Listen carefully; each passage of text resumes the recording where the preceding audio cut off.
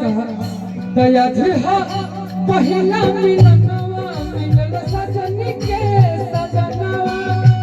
पहिला मिलनवा मिलन सजनी के सजनवा हमरा अजयन गुलाब दुनियन खिलल बाबा दनवा अजयन गुलाब दुनियन खिलल बाबा दनवा सुनी सुनी भगवान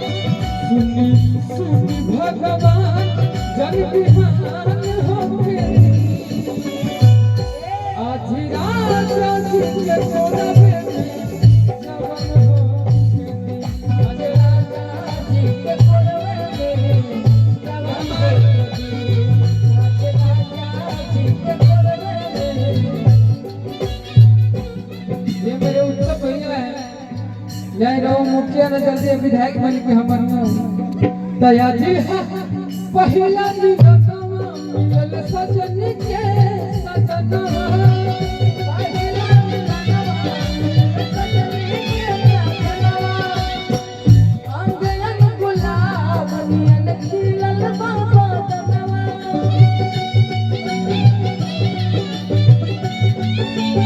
सुनी सुनी भगवान सुनी सुनी भगवान जन बिहान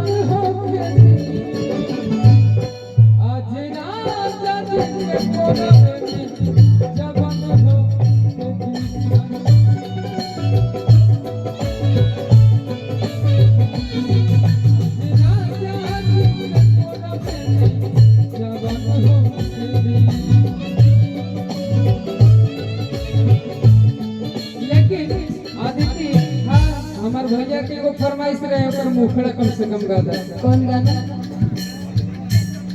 राह चाली ले टोके ला सोनार राजा जी राह चाली ले टोके ला सोनार राजा जी राह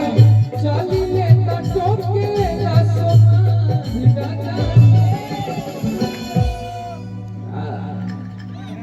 काहे नथिया बहुत बहुत आशीर्वाद हमर भैया की तरफ से धाज सैया काहे अरे नथिया गढ़वा